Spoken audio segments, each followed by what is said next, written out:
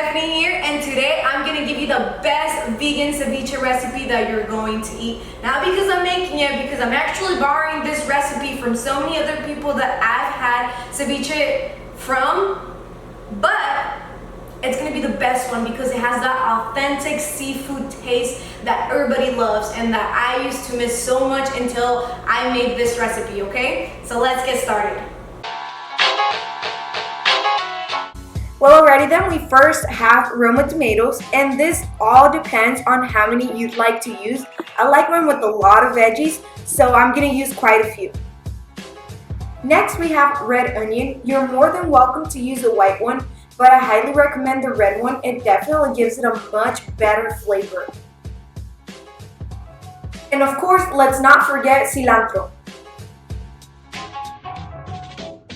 A few cucumbers, and again, this is going to depend on how much or how little you'd like to use. I like mine with a lot of veggies, as I mentioned, so I'm definitely using 3, possibly 4.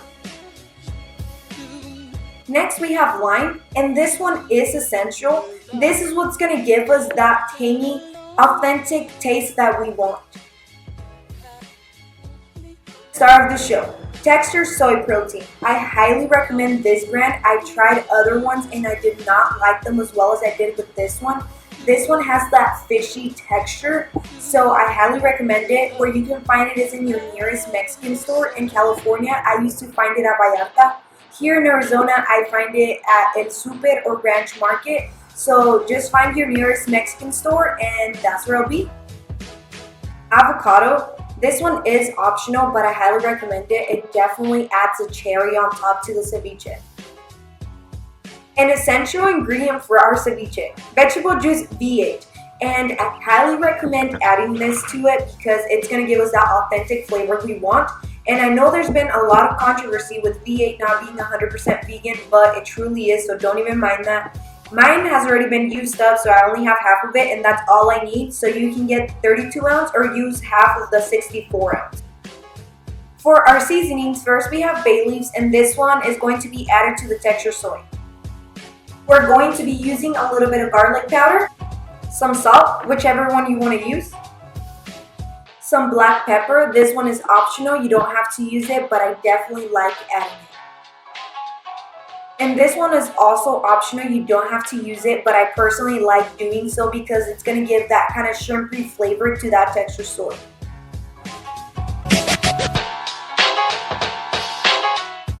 Alright guys, so first we're going to start off by boiling our texture soy, and we're going to use about 8 to 10 cups. Alright guys, so our water is about ready to boil, so I'm just going to add our bay leaves. It needs to be close to boiling or boiling. I just add it when it's about to be close to boiling. And make sure that you soak them in really good. And at this point, we're also going to add our lime. We're also going to add a little bit of Old Bay seasoning. So just add a little bit. And make sure that you stir it. And at this point, we are going to let all of these ingredients boil for about 3 to 4 minutes, okay? Just to make sure everything comes together. So guys, our water's been boiling for a good 6 minutes. I actually went over it. But all you're going to do is just simply add the texture soy. And this one is super quick to cook, so you're only going to have it for about 6 to 8 minutes at most. Once it comes to a boil, you're just going to bring it down to about a medium heat or a little bit under a medium heat, okay? I'm actually going to put it a little bit under medium heat. And then just cover it for a little bit. And again, 6 to 8 minutes at most. Sometimes I leave it on, with a little bit of a crack to make sure that it doesn't spill over because it might. Sometimes it does, sometimes it doesn't, but I like to prevent. So just make sure you leave like a little crack like this.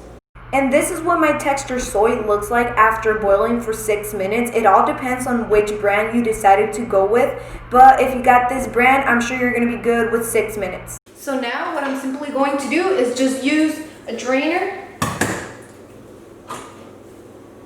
and put it in here. It's It's hot, so be careful. And we're just gonna let it drain for a few minutes so it can cool down. And as it's cooling down, we're just going to remove all the bay leaves, okay? So little by little, be careful because it's hot. You're just gonna remove the bay leaves, okay? So they've been draining for a few minutes, and this is what I recommend, something flat and long rather than like a bowl. We're just gonna add it like this, spread it out, and then it's still pretty hot. That's why we wanna get something like this because it spreads it out. And then it's able to pretty much like let it breathe. Instead of piling it on top of each other. This is what comes next. We're gonna do the same tactic like if it were shrimp. We're going to squeeze some lime on it. And this is the reason why I recommend also a flat one, for it to pretty much soak everything rather than having like a bowl and then just letting the lime just marinate the one on the bottom. Like this, most of it gets marinated. It's a much better option. I can't say how many limes you're going to need because it all depends on how juicy the lime is. If it has a good amount of juice, you're only gonna need a few. Like myself, these are pretty juicy. So I'm only gonna add probably 5 or so. You don't wanna put too much juice because remember, this is not going to cook the texture soy. We just boiled it, so it's already cooked. But we do wanna add that tanginess that ceviche usually has, and this is definitely going to be very overpowering to everything else, and you're going to have to put a lot of V8 and a lot of salt to pretty much balance that acidity of the lime. Add a little bit of garlic just to add a little bit more flavor. You can be as generous as you like. I like garlic a lot, so I put a really good amount. Add a little bit of black pepper. This one is optional, so you don't have to add it, but I do like the flavor of it, so I do add a little bit on mine. We're also going to add a little bit of salt. I'm using pink Himalayan salt, but you can use table salt. Add a little bit of Old Bay seasoning, very little since it does have some already. Make sure that everything absorbs that seasoning that we just added, so just mix it up a little bit. Press it down again and let it soak for a few minutes, okay? We're just going to add our red onion here. And this is the first thing that I do just because I really want the red onion to soak up that lime flavor as well. And it's gonna help flavor the texture soy. So make sure you do this first. I would highly recommend it. What we're gonna do next is chop up our Roma tomatoes. It just depends how much or how little you like putting on your ceviche. I like it with a lot, so I'm doing 10 tomatoes. And dang, look at this, you guys. Look at that color. I'm using my strong Kangen water 11.5 to soak up these veggies because it can actually break down oil, and all of our pesticides are oil-based. So you can't remove that with regular tap water. I use my strong Kangen water 11.5, which comes from my machine, and look at the nastiness that it removes. So now I'm just gonna do a final rinse of these to make sure all of that nastiness is off. And now I'm going to chop them up. And what I do, I actually get another bowl and put it separately just because I want this to only soak up the lime juice, as I mentioned. You can actually put it on top, it's up to you. I just prefer this personally, but it's up to you. So what I personally like to do, I don't know if you do, but I recommend it as well. I like to remove the seeds off the cucumber. So it's up to you, it's totally optional, but if you like the seeds, all power to you, do you, and do what you wanna do. It's your ceviche. So what I do, I just get the knife and remove the seeds. So it looks like this. The last thing we are chopping up is our cilantro. It all depends on how much you want. I love cilantro. I would do probably 1.5, depending on how big it is. I would definitely say it's a crucial ingredient because it definitely gives it a certain flavor to it. Add the V8 to this platter right here. I think this is a crucial ingredient. A lot of people don't add it, but honestly, I don't like my ceviche without it.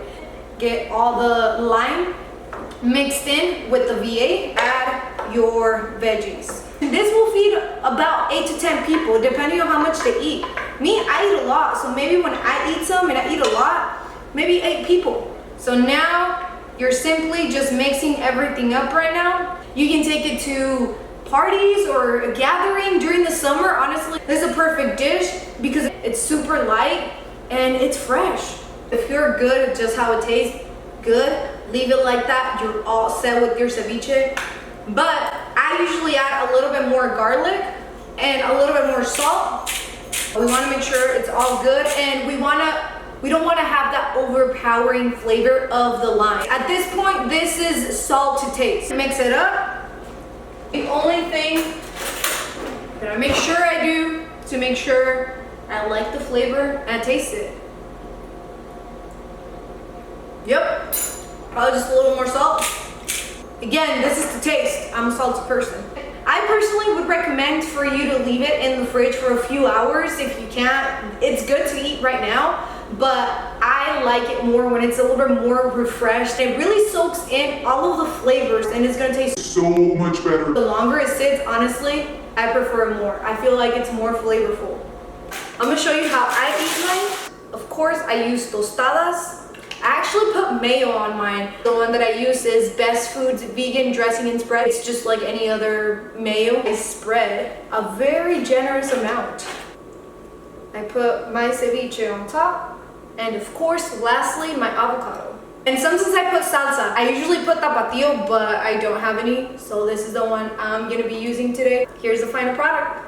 Hey guys, I know I messed up. I should have started with this, but I'm new to YouTube, so I totally forgot. But welcome to my channel. This is my very first YouTube video, and I'm very happy to start off by making this vegan ceviche because honestly, it's super highly requested for me to give the recipe out to so many people that have ate it. So here you go. If you do end up doing the recipe, I'd really appreciate if you dropped a comment below. Let me know how you liked it or how you didn't like it. But subscribe to my channel and I'll see you in the next video with the recipe or something else.